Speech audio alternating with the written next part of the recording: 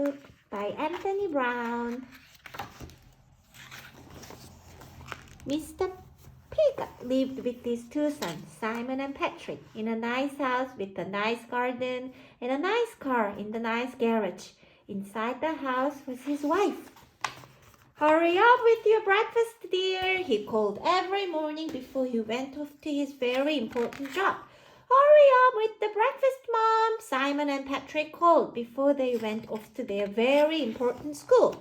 After they left the house, Mrs. Piggot washed all the breakfast things, made all the beds, vacuumed all the carpets, and then went to work. "Hurry up with the meal, Mom," the boys called every evening when they came home from their very important school. "Hurry up with the meal, old girl," Mr. Piggot called every evening when he came home from his very important job. As soon as they had eaten, Mrs. Piggot washed the dishes, washed the clothes, did the ironing, and then cooked some more. One evening, when the boys got home from school, there was no one to greet them. "Where's Mom?" demanded Mr. Piggot when he got home from work. She was nowhere to be found. On the mantelpiece was an envelope. Mr. Piggot opened it. Inside was a piece of paper.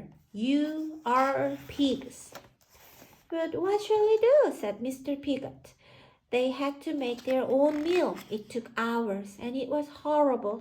The next morning, they had to make their own breakfast. It took hours, and it was horrible. The next day, and the next night, and the day after that, Mrs. Piggot was still not there. Mr. Piggot, Simon, and Patrick tried to take care of themselves. They never washed the dishes.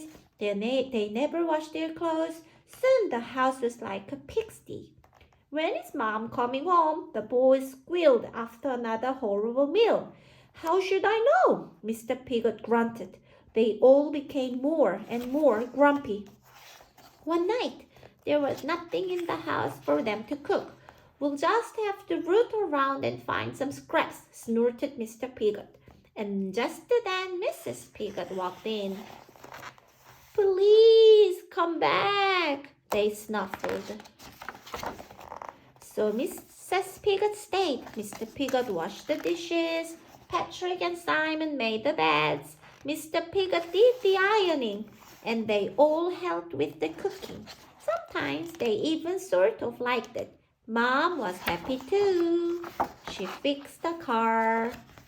The end.